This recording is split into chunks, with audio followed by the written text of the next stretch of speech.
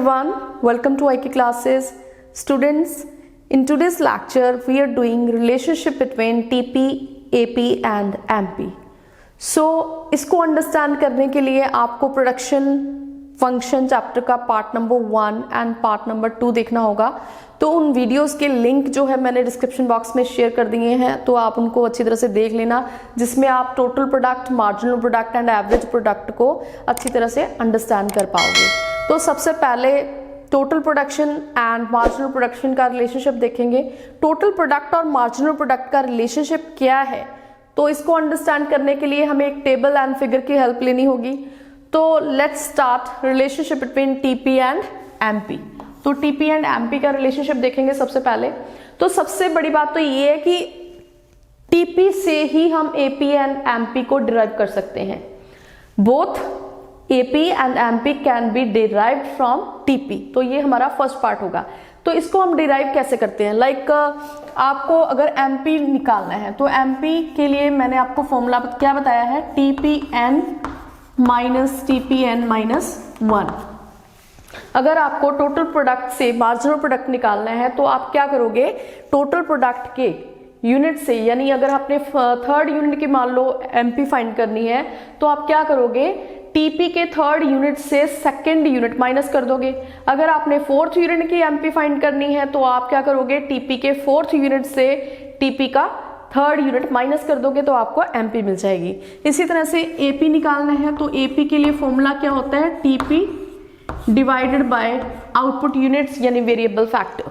सो इससे क्या होगा कि बोथ एपी एंड एमपी हम कहां से डिराइव कर रहे हैं, टीपी से।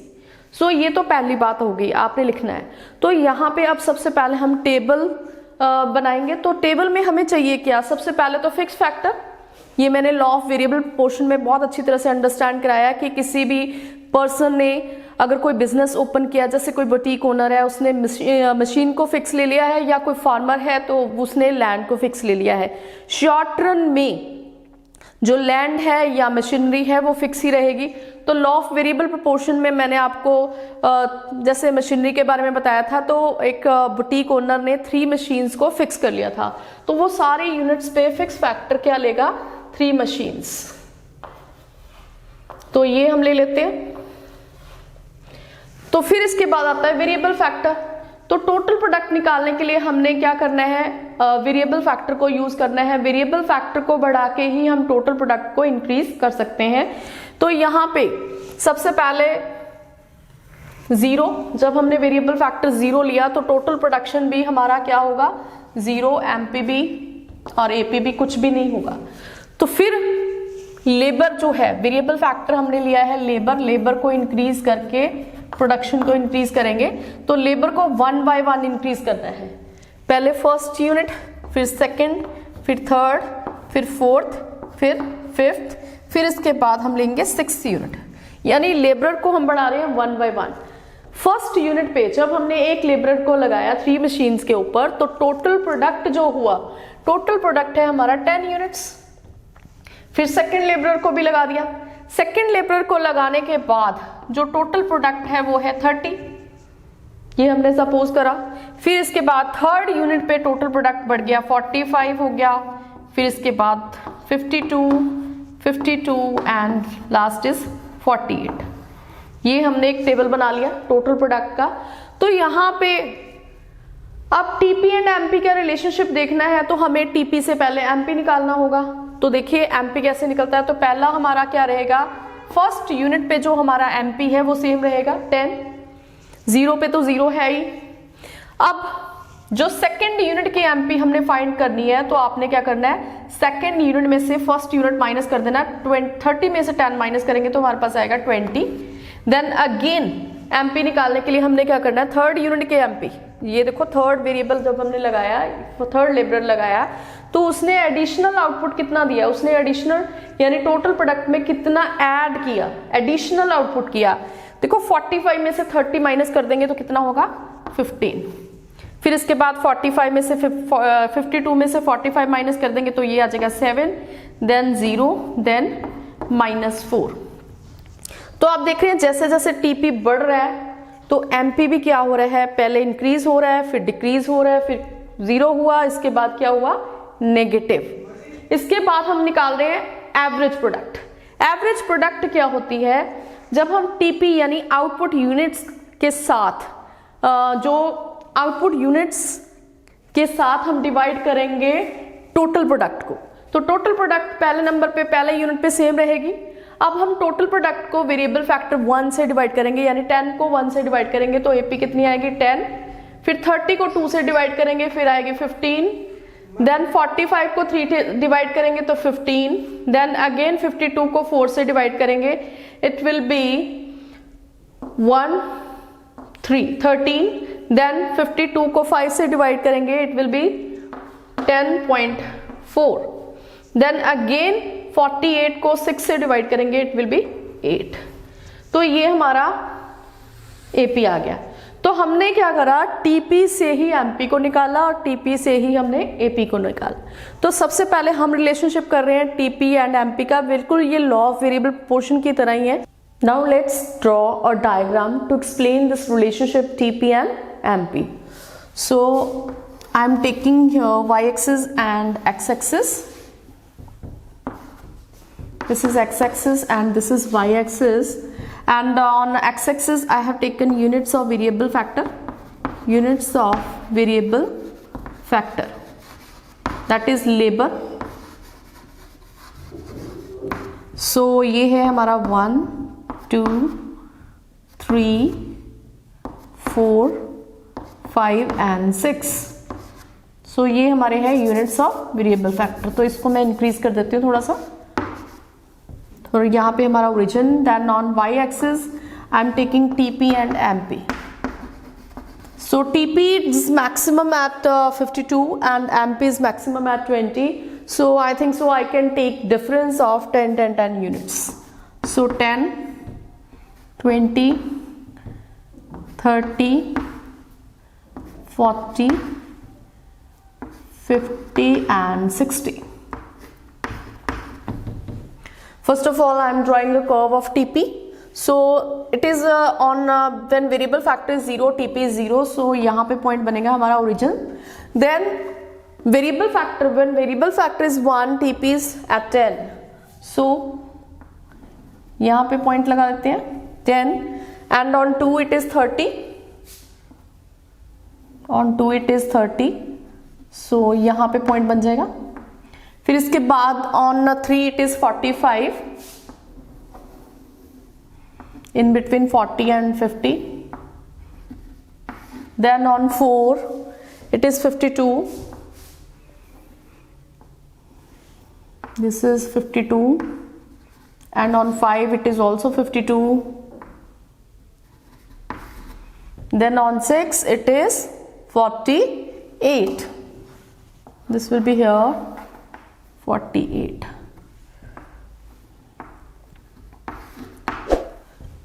Now join all these points. So अब इसको join किया, then this is our TP curve. This is TP. Now let's draw MP. So it is when variable factor is 1, it is 10. Variable factor 2, then it is 20, then 15 and 7. On 2 it is 20.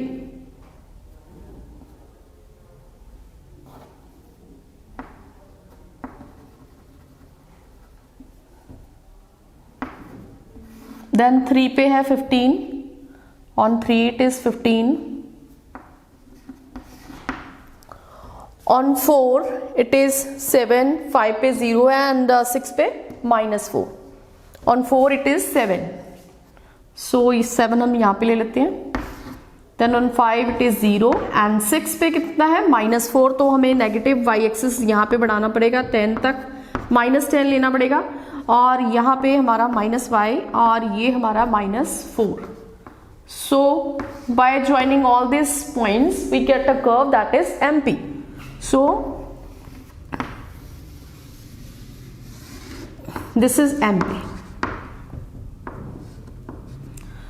So अगर हम table को देखें second unit तक TP increase हो रहा है, मतलब TP तो जो इंक्रीज हो रहा है that is on 5th unit तक, बट जो इसकी बढ़ने की रेट है वो कम या ज्यादा हो रही है, वो हम देखेंगे with the help of MP.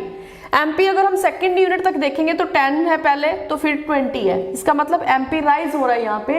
इसका मतलब टीपी तो 10 से 30 हुआ, एमपी हमारा कितना हुआ 10 से 20। सो टीपी के जो बढ़ने की रेट है वो एट इंक्रीजिंग रेट है, वो हमें एमपी से पता चला।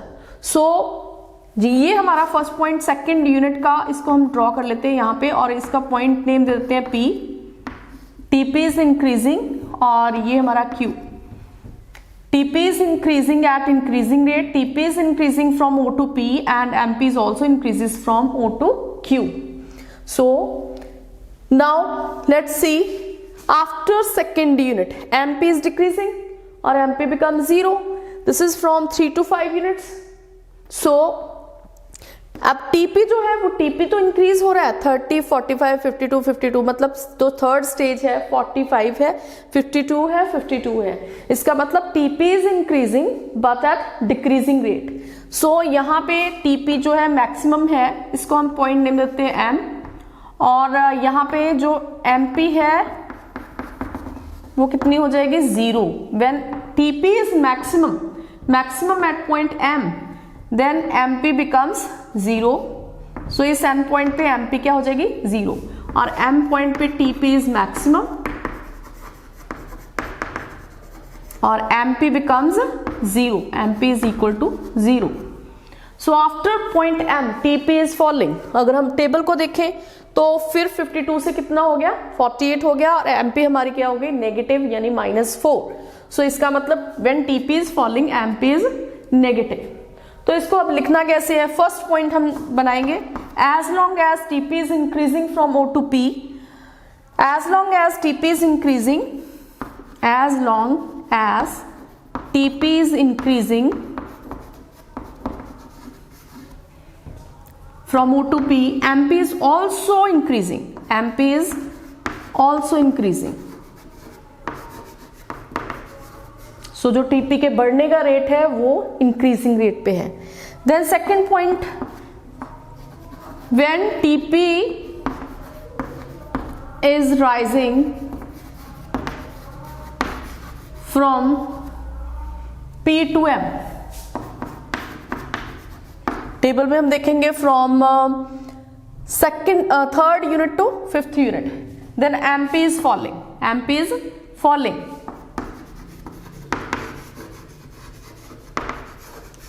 MP is falling from Q to N. When TP is maximum, third point हमारा बनेगा when TP is maximum,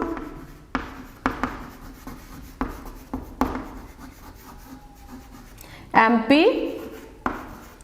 is equal to 0. When TP is maximum at point M, MP is 0. This is on point N. Last point is when TP is falling, अब TP हमारा क्या हो गया fall हो गया, ये 52 से कितना हो गया 48, और जो MP है वो कितना हो गया नेगेटिव हो गया, यानी पहले 0 था फिर कितना हो गया -4।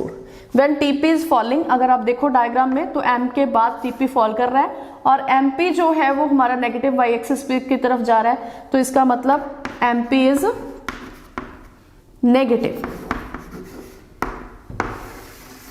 सो ये है रिलेशनशिप TP एंड MP का। अब हम कर रहे हैं relationship between AP and MP।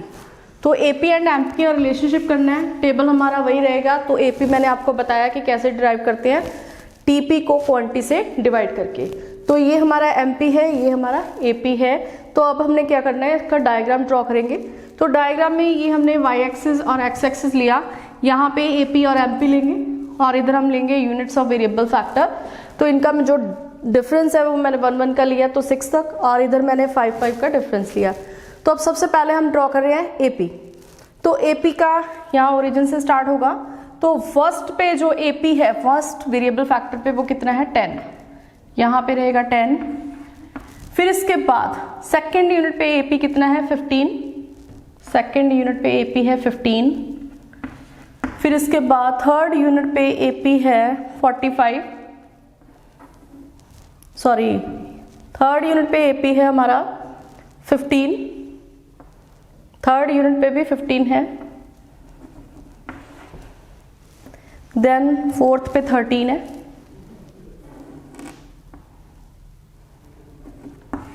फिर इसके बाद फिफ्थ पे 10.4 एंड सिक्स पे 8, फिफ्थ पे 10.4 एंड फिफ्थ पे कितना है, सिक्स्थ पे है हमारा 8। ये हमारा एपी ड्रॉ हो गया, ये एपी ड्रॉ कर रहे हैं हम। ये हो गई हमारी एपी कर्व। अब इसके बाद एमपी ड्रॉ करेंगे। फर्स्ट पे देखो ये ओरिजिन से है यहां से, अब देखो फर्स्ट जो है वो 10 है, दोनों का सेम पॉइंट, और एमपी हमारा सेकंड यूनिट पे है 20 यहां पे। थर्ड यूनिट पे जो एमपी है दैट इज 15, यहां पे दोनों एपी और एमपी यहां पे इक्वल हो जाएंगे। फिर इसके बाद फोर्थ यूनिट पे हमारा एमपी है 7, एमपी है 7, ये यहां पे होगा 5 से थोड़ा ऊपर। फिफ्थ यूनिट पे एमपी है 0 और सिक्स्थ यूनिट पे एमपी है -4। ये नीचे की तरफ, हम इसको नीचे की तरफ ले लेंगे, इसका वाई एक्सिस -5 तक। तो ये अब इन पॉइंट्स को ज्वाइन करेंगे तो हमारे पास एमपी कर्व ऐसे है। तो ध्यान से देखना जरा, तो ये हमारा एमपी कर्व बन रहा है। तो अब देखिए ये पॉइंट के हम नेम दे सकते हैं, यहाँ पर ए, ये हमारा बी, और इस पॉइंट पे सी, और इसको हम डी पॉइंट दे सकते हैं, और अप टू पॉइंट ये हमारा ई पॉइंट।